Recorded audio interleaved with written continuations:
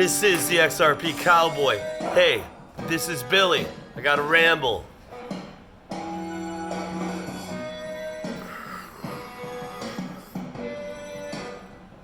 Just got back from Florida.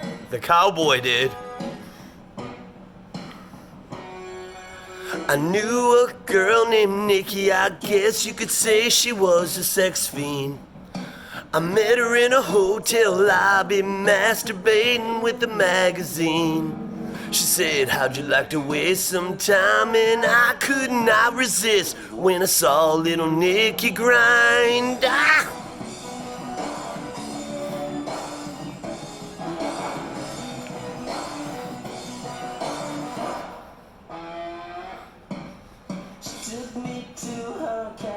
I just couldn't believe my eyes.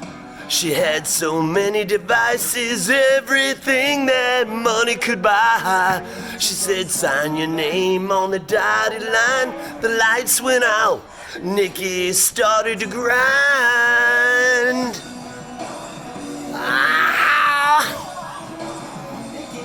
Oh, Nikki. Whoa. What's the words?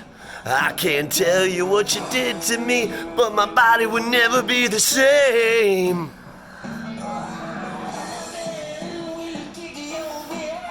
All right. My dreamers. I got a little bit of a tan. I got my shirt off for the ladies. Billy's gonna say apologize for that. The Cowboy's like, eat your heart out, Rick Springfield, because she's my girl and she always will be the only one for me. Alexa, off. So the Cowboy just got back on vacation. And you know, it was beautiful. He had like he had to buy a 13-seater bus to fit 20 women in it, and they drove to Florida, and it was beautiful. Now Billy, he went on this little vacation with his family, and he had a great time, but the Cowboy, he was sipping cocktails, talking about XRP, and talking about the fucking work we've put into this. Some of us for weeks, some of us for months, some of us like the Cowboy and Billy. And Billy will say, we've been doing this since 17, and it's like we've gotten hit by a fucking bus so many times, and when the price goes up, we're just waiting for that bus to crash again. So, Cowboy's got to show off a little, because he loves to talk about money and how awesome he's doing in the stock market because he's an asshole, okay? Cowboys say Billy's a little bitch. So anyways, there's the bus. The Cowboy had to buy it. You know, it's what he fucking does. He spends money while Billy tries to diversify his 401k and hedge against risk in an economic turndown. But there is a point to this fucking ramble, my dreamers, that were woken up in the middle of the night or in the early morning, which feels like the middle of the night for the Cowboy because he doesn't sleep at night. Some say sleep. I know. It's a cousin of death. At least that's what the Cowboy said. And then we shuffled off to Buffalo. I had somebody, I don't know if they were joking or not, so I won't be too hard on them, but they said I'm a special kind of a fucking idiot. Now, Billy's like, was he talking about me? He got all sensitive. The Cowboy's like, I hope he was, or she was. It was Kay. I don't know. Was it Kay a woman? Was it Kay a dude? Or was it a them? Or a they? Cowboy doesn't know. He's trying to figure this shit out. He's just trying to talk about it, you know? So we should talk a little bit about why I'm making this video. I know you see me on the video. True. I know you see me on the video. True. So here's the thing. Here's the thing. Here's the fucking thing. So XRP has been mooning, and it's great. But I also know that we've been through such a adversity. What am I saying? We've been through so much fucking pain is what I'm saying. And, you know, it's kind of like, you know, I know some of my friends were shuffling to try to sell some of their coins, and they've been in it for a while. And some of them paid like $1.60 when they got in. But they're like, man, we don't know if, you know, it's going to crash again. It's going to crash to 40 cents, 30 cents. The cowboy's going to say, you will never see a sub 60 cent XRP again. And if you do, it is even more manipulated than we ever thought was possible. We put the time in. So I want to talk about this.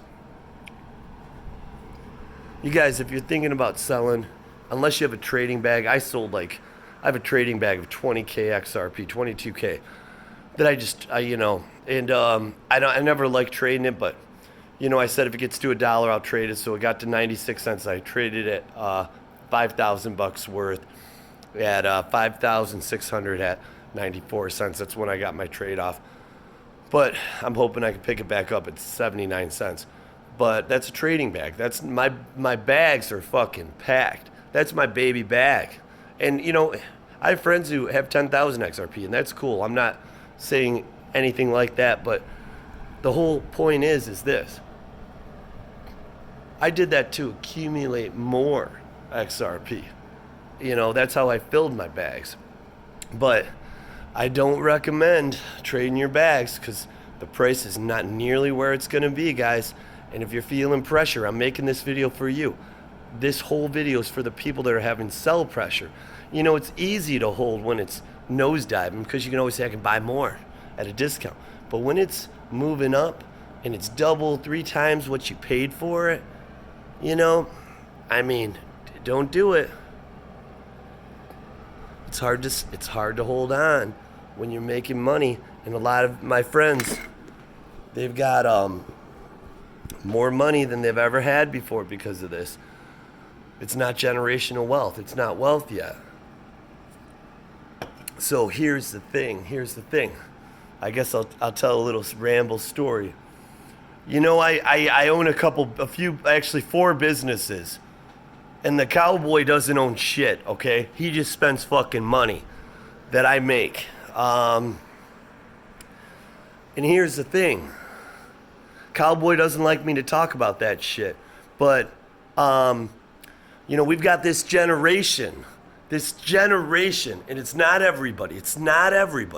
So if it's not you, don't take it personally. But if it is you, fuck you. Because this is directed at you. This generation of people that show up to work, and I'm supposed to be, and listen, I appreciate this ability, everybody that shows up to work. Please don't get misunderstand this. In fact, the people that work at my shop are not these people. I'm referencing the ones that don't work there anymore, okay? But they show up to work like you should be lucky they're there. And it's almost like a privilege. This generation, it's not everybody, but it's a lot of these motherfuckers. And I'm not saying it's wrong. I'm just saying this isn't fucking right. How these kids, I'd say, because I'm, you know, a little older than they are. I'm like 28. Where is the Batman? No, seriously though, that was a little creepy. And they've got this attitude like you gotta understand. My generation was, you got time to stand, you got time to lend a hand, or get the fuck out of here. You got time to lean, you got time to clean, in gear or out of here. That was common around the workplace. And we felt lucky to have a fucking job. And we never fucking questioned our management, or I got a little peel, or authority, you know? And it's hard to because this is new to all of us business owners. So we're trying to get educated and learn. But here's the problem with it. You've got, to put it lightly, and this is all, I'm going to wrap all this stuff up into a beautiful picture, okay? It's like, show me respect, show me that you appreciate me, show me that you think I'm a great worker and a hard worker, and then I'll become that. It's like, tell you what, I need to lose 50 pounds, so if you take the 50 pounds off me, then I'll go and work out. But life doesn't fucking work that way. Listen, life doesn't fucking work that. Life does not work that fucking way ever. I don't know of any situation that life has panned out that way. Life is not fucking fair. I have kids and they say it's not fucking fair. I say life isn't fucking fair. We'll get into that. But it never works that way. You go to the gym, you put the work in, and then you get the payoff. I have a son, and he's perfect. He's beautiful. He doesn't ever complain about fair and shit, right? My daughters do.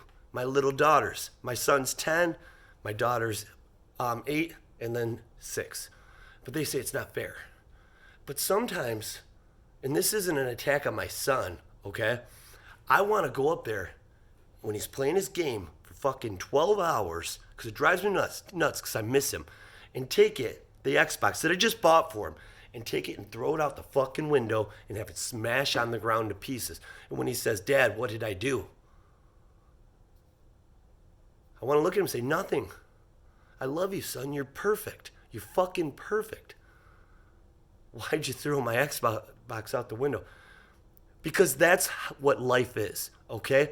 It's great, and it's beautiful. But sometimes in life, your fucking Xbox gets thrown out the window and smashed into pieces, and you can't get another one for 8 months because that's when Christmas is. That's how life is, okay? It's not fucking fair. It's not fucking fair. So if you think it's supposed to be fucking fair, you're on a delusion. You're an illusion. Your life is an illusion. It's a fucking illusion. New kind of idiot. New kind of idiot, Billy.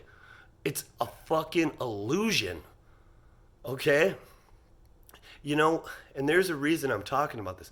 Because we have this whole fucking generation that was given trophies and patted on the ass, and you're awesome, and you're not listening, so I'm going to say it a little louder, and you're still not going to fucking listen.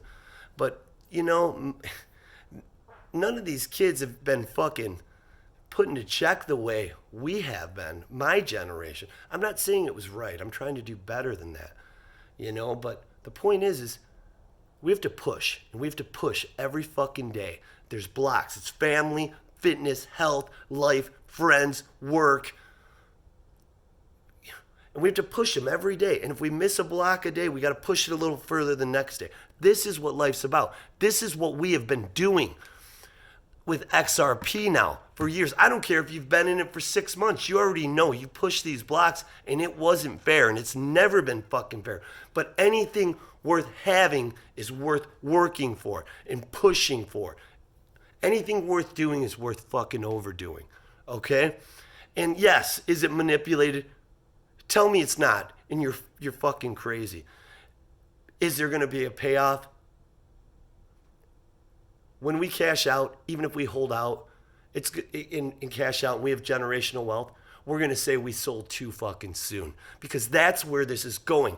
There is no bull market coming to XRP like these people say. Get out before the bull market, before the 80% correction. Dude, it was all retail before. Now we have institutions. The whole thing's changed, and we have utility headbutting right into a bull market.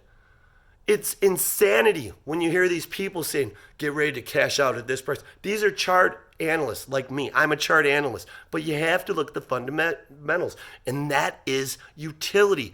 And technicals, it's just the psychology of an investor. But it's crazy to me. It is crazy when people say there's going to be an 80% correction with this. The shit coins will correct 80%. The ones without utility, so here's the point of all of this fucking ramble. If anyone in the world knows that life is not fucking fair, it's my fucking dreamers, my angels, my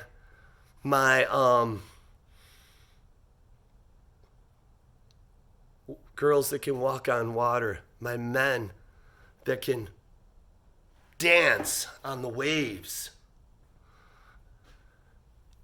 And when we get pushed down, we breathe that water. We come right back up to the surface because we know there's oxygen there. And we always have the strength. And that is what we've been through. We've been through the Xbox getting thrown out the fucking window. And we went out there and we picked it up and said, this is my day today. But not tomorrow. But not to fucking morrow. I'm going to own Sony. That's what we're saying. And we know it. And I want you guys to know, you've been through fucking hell and back with this. Your life savings invested in this. And I'll tell you what, if you're one of those people that don't have their life savings invested in this, if you hold it long enough, it will become your life savings because that is the growth we will experience. So the point is we know life isn't fair. And we all know generational wealth it's right there. And this time is different with XRP. We're not going to see a 30-cent XRP, and we all know it because we've been with it for so long. And if you're new, you don't know it yet. You don't know what you don't know, but we've experienced it. We know something's different this time. And it's changing. You know what they say, show me the charts and I'll show you the news. Well, the charts are saying the news is going to be something huge, whether it's with the SEC,